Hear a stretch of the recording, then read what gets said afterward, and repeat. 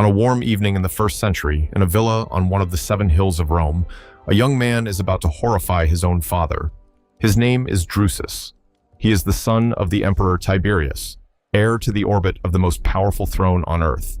And according to the writers of the age, Drusus has developed an obsession so intense, so all-consuming, that it becomes a minor scandal in the imperial household. He cannot stop eating broccoli. He eats it prepared in the Apician style, drenched in cumin, coriander, chopped onion, oil, and wine, plate after plate, to the point that his father reportedly rebukes him for living, as the sources put it, on nothing but this one green vegetable and neglecting proper meals. A prince of Rome, scolded by an emperor over a leafy brassica. So think about that for a second. In a city that imported spices from India and silk from China, that could summon almost any luxury the known world had to offer, one of the great cravings inside the emperor's own family was a vegetable that today is the punchline of every joke about foods children refuse to eat. The thing your mother had to bribe you to finish. The little green tree you pushed to the edge of the plate. 2,000 years ago, it was the delicacy of a Roman prince. Now, before we go further, if stories like this are your kind of thing, the strange hidden histories buried inside the most ordinary objects in your kitchen, do yourself a favor and hit subscribe. This whole channel exists to dig up exactly these, and it costs you nothing. Alright, back to the impossible vegetable. Because here's the part that makes broccoli genuinely stranger than almost anything else you'll ever eat. For most foods with a wild history, the pepper, the potato, the almond, you can go out into the world and find the wild version growing somewhere. A wild potato, a wild peppercorn vine, a wild ancestor waiting in some forest or hillside. You cannot find a wild broccoli, because broccoli does not exist in nature. It never did. It is not a plant that humans discovered. It is a plant that humans invented. How did that happen? How did a green vegetable that had to be built, by hand, over centuries, a living sculpture carved out of a scrawny seaside weed, end up on an emperor's table, then vanish for 1,000 years, then get smuggled across borders, then conquer the entire planet on the back of a marketing campaign so successful it rewrote the American diet? Because the secret of broccoli isn't a war. Nobody sent fleets to burn over it. The secret is stranger than that. Broccoli is one of the greatest feats of genetic engineering in human history, and it was done thousands of years before anyone knew what a gene was. So let's follow it. From a bitter weed on a Mediterranean cliff, through the kitchens of Rome, into the gardens of Italy, and finally onto a steamship bound for America, and the calculated campaign that turned a foreign oddity into the thing on your plate right now. Let's start with the weed, the real beginning. Everything starts with a single, unremarkable wild plant called Brassica oleracea, wild cabbage. If you saw it growing today on the chalky sea cliffs of the northern Mediterranean and the coasts of Britain and France, you would walk straight past it. It's a leggy, bitter, unimpressive thing with a few loose leaves clinging to rock and salt spray. Nothing about it says future superfood, but that scraggly weed had a secret. It was astonishingly, almost magically flexible. Its genetics could be pushed and pulled in wildly different directions, depending on which part of the plant humans chose to favor, and ancient farmers noticed, so they started to sculpt it. This is one of the most beautiful stories in all of agriculture, and almost nobody knows it. Over thousands of years, farmers took that one wild plant and selectively bred it, generation after generation, each time saving the seeds of the plants that leaned in the direction they wanted. Favor the leaves? Keep breeding the leafiest ones, and after enough generations you get kale and collard greens. Favor the terminal bud? Breed the plants that bunch their leaves into a tight ball, and you get the cabbage. Favor the side buds along the stem? You get Brussels sprouts. Favor the swollen stem itself? Kohlrabi. And favor the flower cluster, the mass of tiny, undeveloped flower buds, breeding for the plants that pushed out the biggest, densest heads of them? You get broccoli. And its pale cousin, cauliflower. Think about what that means. Kale, cabbage, broccoli, cauliflower, Brussels sprouts, kohlrabi. 6 vegetables that look nothing alike, that taste nothing alike, that you'd swear were completely different species, are all the exact same plant. Genetically, Brassica oleracea. They are the cabbage family's version of dog breeds. The same way a Chihuahua and a Great Dane are both wolves rewritten by human choice, broccoli and kale, are both a sea cliff weed rewritten by human patience. Broccoli is a Great Dane, carved out of a wolf, by hand, over 2,000 years. That green tree on your plate is not a gift of nature. It's a human artifact, as designed and manufactured as a cathedral. It just happens to be edible and to reproduce itself. And broccoli specifically, the version bred for that flowering head, took shape in the ancient Mediterranean, most likely in the hands of the Etruscans, the civilization that lived in Italy before Rome rose to swallow it. The very name gives the origin away. Broccoli comes from the Italian broccolo, meaning the flowering top or a little sprout of a cabbage, itself from the Latin brachium, an arm or a branch. It is, quite literally, the little arms of the plant. By the time Rome was at its height, this invented vegetable was a known delicacy. The Romans adored the whole cabbage family. The elder Cato and Pliny wrote about its supposed medical powers, treating it as almost a cure-all. And the tender flowering broccoli, the refined and difficult version, was prized enough that a prince could become notorious for eating too much of it. This was broccoli at the peak of its ancient life, a hand-built luxury, the edible sculpture of an empire. And then Rome fell, and broccoli almost fell with it. Because here is the strange, quiet tragedy of this vegetable. When the Western Roman Empire collapsed in the 5th century, an enormous amount of its refined knowledge, its engineering, its plumbing, its cuisine, fragmented and faded across much of Europe. And broccoli, this delicate, high-maintenance, carefully bred crop, mostly retreated back to where it was born, Italy. For roughly 1,000 years, broccoli was essentially an Italian secret, not because anyone was hoarding it behind armed guards, but because of something subtler and just as effective. Broccoli was a cultivated tradition, kept alive in Italian gardens and Italian kitchens, passed down through Italian hands, and it simply did not travel. While pepper crossed oceans and sugar built empires, broccoli sat quietly in the Italian peninsula, a regional specialty that the rest of Europe barely knew existed.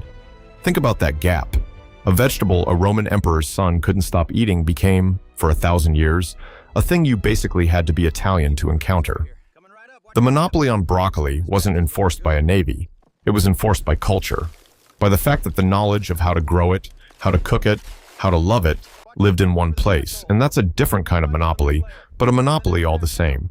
Control the knowledge, and you control the crop. So how did it escape? How did broccoli finally break out of Italy and begin its slow march across the world?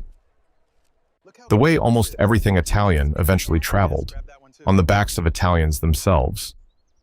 The first great leap came through the kitchens of European royalty, when Catherine de' Medici, a daughter of the powerful Florentine banking dynasty, left Italy in 1533 to marry the future King Henry II of France.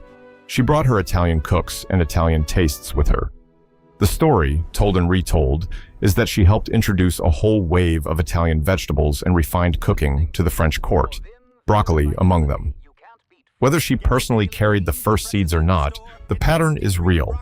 Italian food culture spreading outward through the marriages and courts of the powerful. Broccoli reached England too, but it stayed exotic for a remarkably long time. As late as the 1720s, English writers were describing broccoli as a curious foreign novelty, literally calling it sprout cauliflower or Italian asparagus, because their readers had no idea what it was. Think about that. 300 years ago in London, broccoli needed a translator. And when the great European powers sailed to colonize the Americas, broccoli mostly didn't come with them. It stayed a Mediterranean thing. For a young United States, broccoli was almost a complete unknown. A vegetable that had existed for 2,000 years and had somehow never crossed the Atlantic in any meaningful way. That's the setup for the strangest twist of all. Because the country that would eventually make broccoli a global superstar, the country that would eat it by the billions of pounds, had essentially no idea it existed until about 100 years ago. Now, quick pause. If you're finding this genuinely interesting, if the idea that your healthiest vegetable is actually a 2,000-year-old human invention is doing something for you, take 1 second and subscribe. It's the single biggest thing that helps these deep dives reach more curious people, and it truly costs you nothing. All right, let's get broccoli to America. The story of how broccoli conquered the United States is not a story of empire or conquest. It's a story of immigrants, one clever family, and a marketing machine. And it happens shockingly recently. Through the late 1800s and early 1900s, waves of Italian immigrants poured into America, and they brought their gardens with them. In pockets of Italian-American communities, broccoli was grown quietly in backyard plots and sold in neighborhood markets, a taste of home for people who missed it. For decades, it stayed almost entirely inside those communities. Mainstream America simply wasn't eating it. Then came the pivot that changed everything. In the 1920s, a family of Italian immigrant farmers, the most famous account centers on the Darigo brothers, Stefano and Andrea, began growing broccoli commercially in California, whose climate was almost perfectly suited to it. And in 1922, they did something visionary. They packed a few crates of fresh broccoli onto refrigerated rail cars and shipped it clear across the country, roughly 3,000 miles, to the Italian markets of Boston. It sold, and then it sold more. But the Darigos understood something crucial. To make broccoli a national crop, they couldn't just sell it to Italians. They had to sell it to everyone. So they did something almost no vegetable farmer had ever done. They branded it. They stamped their broccoli with a trademark, the Andy Boy label, named after Andrea's young son, making it, by many accounts, one of the first fresh vegetables in America ever sold under a brand name. And then they did the truly modern thing. They advertised. In the 1920s and 30s, the Darigo company poured money into promoting broccoli to the American public, including radio advertising, a cutting-edge move for a vegetable. They were, in effect, running a marketing campaign to teach an entire nation to want a food it had never heard of. And it worked on a scale that's almost hard to believe. Look at the numbers. In the years around 1920, U.S. broccoli consumption was so small, it was practically a rounding error. By the 1930s, driven by this immigrant-led marketing push and a growing national fascination with fresh California produce, broccoli acreage and consumption exploded. Within a single generation, broccoli went from a vegetable most Americans had never seen to a supermarket staple. Today, Americans eat something in the range of 6 pounds of broccoli per person every year, up from essentially 0 a century ago. The United States produces well over 1 billion pounds of it annually, the overwhelming majority grown in California, in the very fields that immigrant families first planted. That is the moment broccoli's ancient monopoly finally shattered. Not by war, not by a machine, but by refrigerated rail cars, a trademark, and radio ads. The 1,000-year Italian secret was cracked open by American marketing. And once broccoli was cheap, branded, and shipped everywhere, it stopped being exotic. It stopped being Italian. It stopped being special. It just became broccoli, the default green vegetable, the thing on every plate, in every freezer, at every reluctant family dinner. And that's when the final, strangest chapter began. Because the moment broccoli became universal, it also became the villain. Here's the paradox at the heart of the modern broccoli. The very thing that once made a Roman prince obsessed, its distinctive, sulfurous, slightly bitter flavor, is the thing that made millions of children despise it. And there's real science under that. Broccoli, like its cabbage cousins, contains bitter compounds, and some people carry a gene tied to a receptor called TAS2R38 that makes them taste that bitterness far more intensely than others. For roughly a quarter of people, so-called super tasters, broccoli genuinely tastes more bitter than it does to everyone else. So when your childhood self recoiled from broccoli, that might not have been pure stubbornness. It might have been your DNA, reacting to a chemical the plant evolved as a defense that humans, over 2,000 years of breeding, never fully removed. Broccoli's greatest strength and its greatest weakness are the same molecule.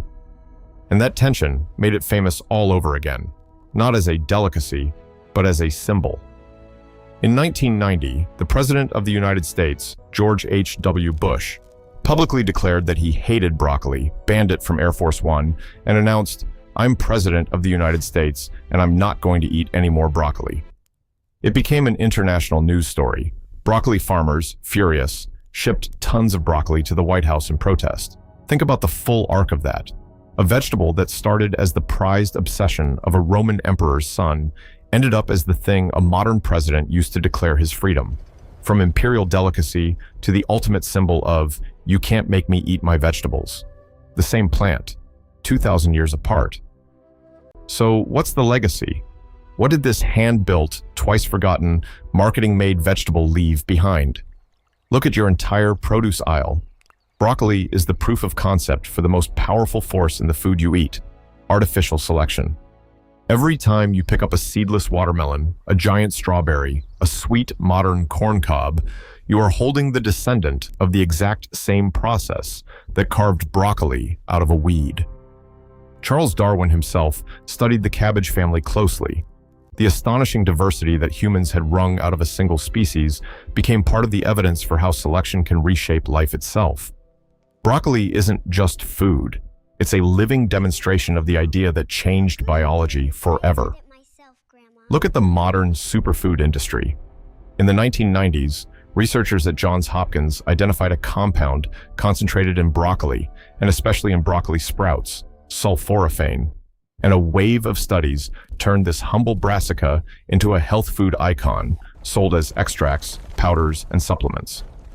The Roman belief that the cabbage family was practically medicine came roaring back, this time in the language of laboratories and clinical trials.